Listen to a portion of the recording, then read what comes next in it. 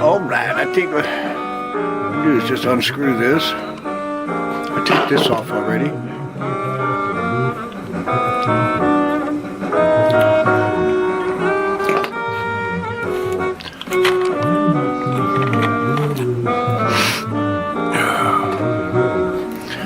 So I'm thinking we just hook up a guitar wire to those two right there. Should work just fine. So what we do is lift this up.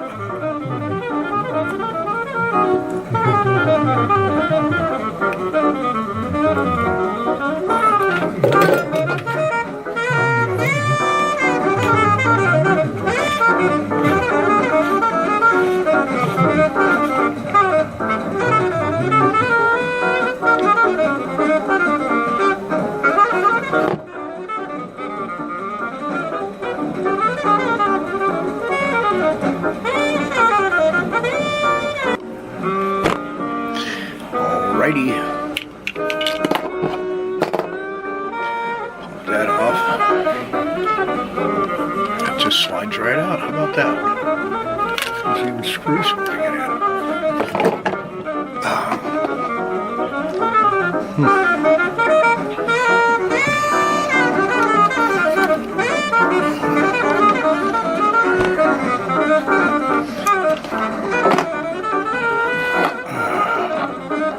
Well, I have two choices.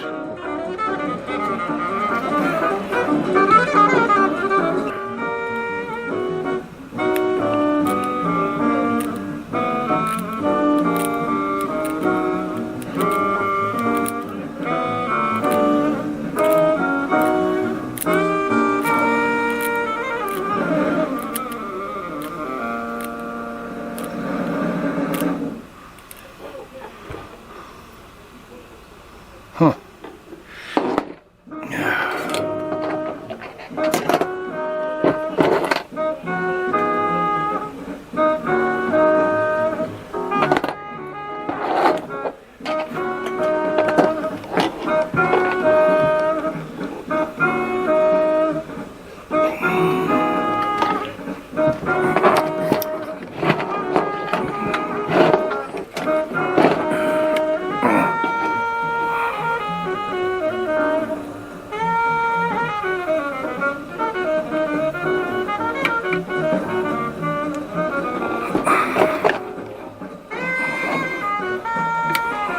Shit with that.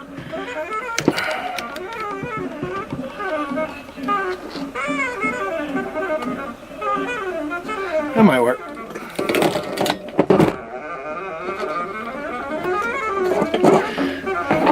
Red wire came off. I don't know if that really needs it. I guess it does.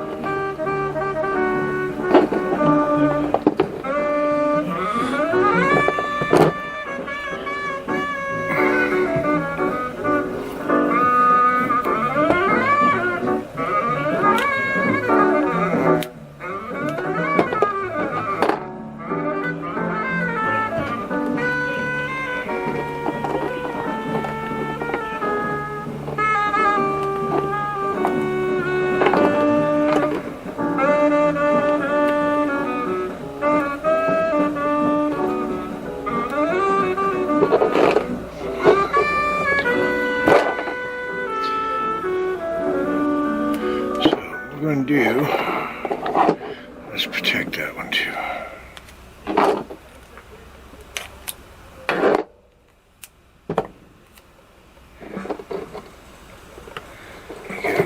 This is John Coltrane's Giant Steps. It's considered one of the most important jazz albums of all time. It cemented John Coltrane as a legend among jazz saxophonists and composers, and it's home to one of the most revered and feared compositions in jazz history. The reason why the album's title track is so iconic can be heard in its first few seconds.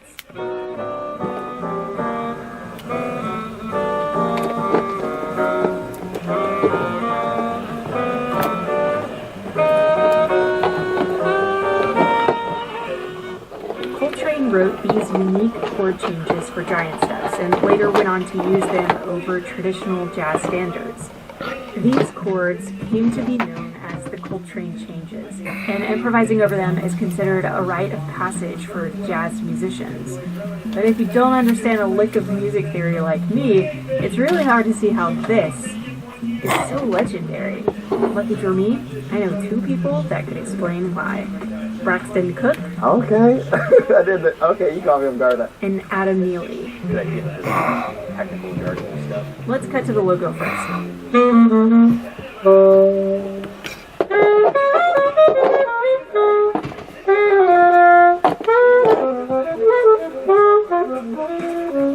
So there's a moment in the Giant Steps recording that really illustrates just how demanding this song is.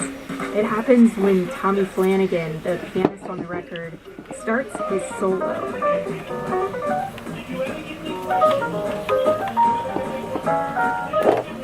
The story goes, John Coltrane is brought into music.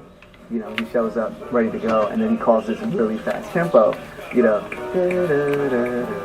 if you hear on the recording, Tommy Flanagan just cannot handle the chord progressions as they're going by. His improvisation is very halted.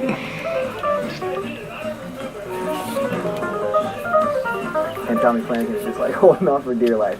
It really becomes a little mixed. It's all taped up. Organized by This used to be a microphone.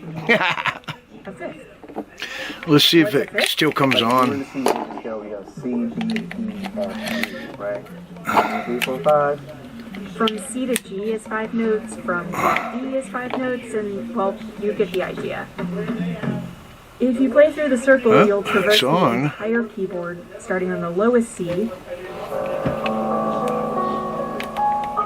and ending up on the highest C. It sounds much more harmonious than just playing all the notes in order. This whole board now is sliding up. I know. I get like this. Please explain. Whenever we're hearing I see what's going on. This whole thing is sliding now. People play music. So if I hold it, push the switch up. There it goes. Now it's on. Loudest tones that are pushed through the air. I could just leave it on and just put a battery in it when I want to use it. But other tones travel to our ears. Let me hook up the receiver and see if this thing works. Which happens to be a fifth. That's the case, like, okay, maybe okay. I got the receiver hooked up, amp turned on, so I'll go ahead There's not much in common with those two. Plug this in here. Same with keys. If you play those scales over each other, it sounds a lot more discordant. For the most part, most pop music. Put the battery in. One of these key centers. For instance, Carly Rae Jepsen's Cut to the Feeling is in A major.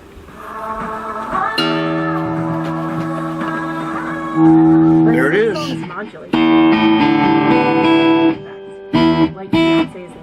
That's pretty cool.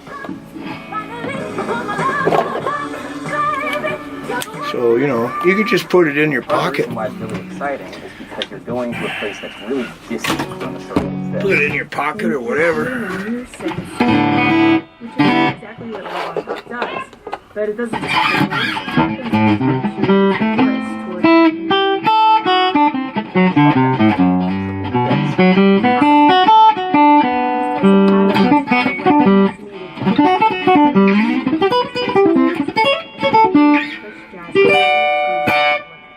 Nice.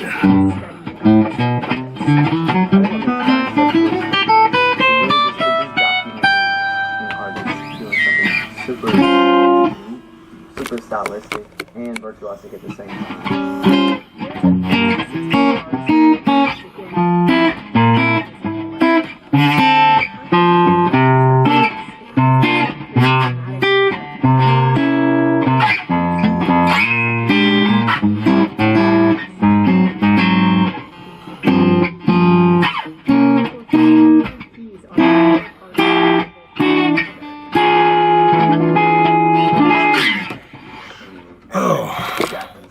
Wow, this thing's working pretty good.